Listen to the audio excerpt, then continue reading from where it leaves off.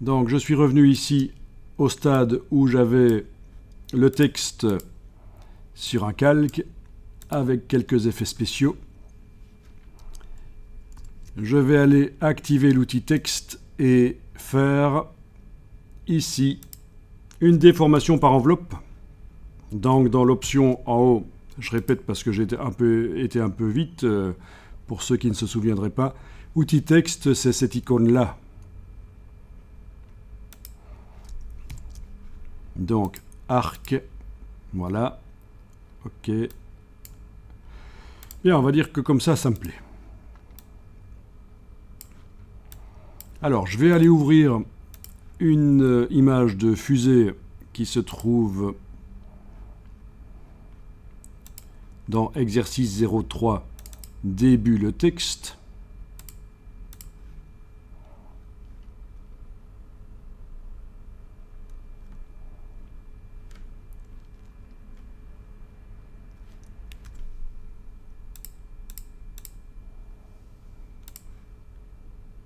Donc je vais aller l'importer là-dedans plutôt, importer, parce que je me rends compte qu'en fait elle est déjà préparée, l'image. Importer et incorporer, c'est bien.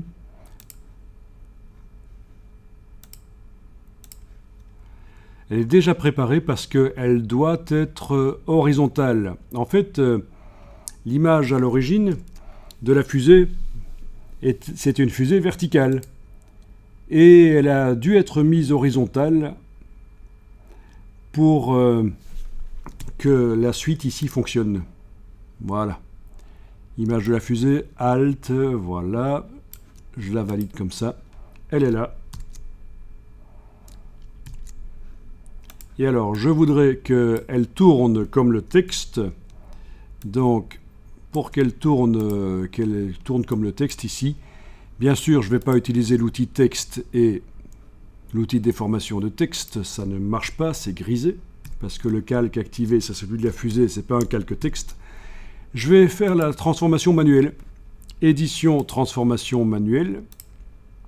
Et là, vous avez un outil qui permet de faire la même chose que ce qu'on faisait sur le texte, mais pour des pixels. Donc, transformation manuelle, je clique là-dessus, voilà. Je clique là-dessus.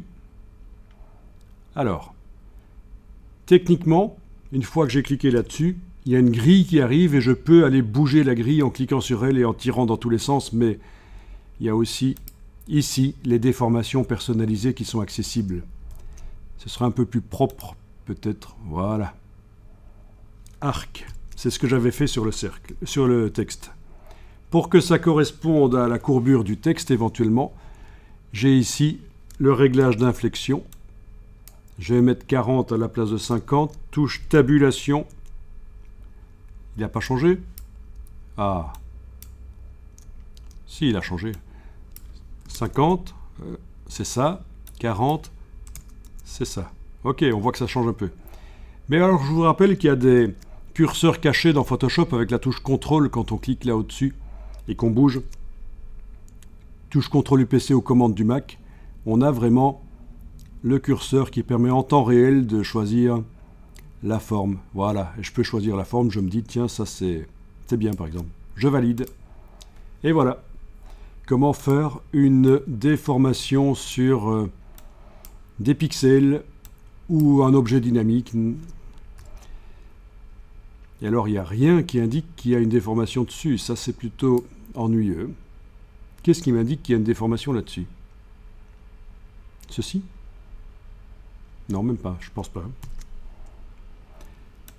Il faut vraiment revenir dans la transformation manuelle, réactiver la petite icône là au-dessus pour pouvoir à nouveau remodifier comme on veut.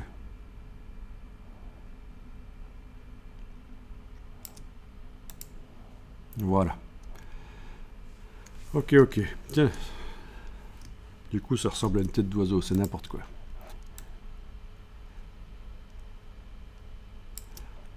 Bon, ça peut être intéressant. C'était la fin de l'exercice qu'on n'avait pas eu le temps de terminer.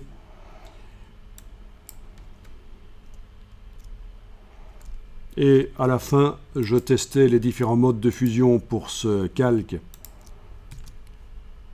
pour voir si en mélangeant la fusée avec le fond, on n'obtenait pas quelque chose de bien. Et peut-être que le dernier, luminosité, fait forcément en sorte que ce soit les couleurs d'en dessous qui colorisent la fusée.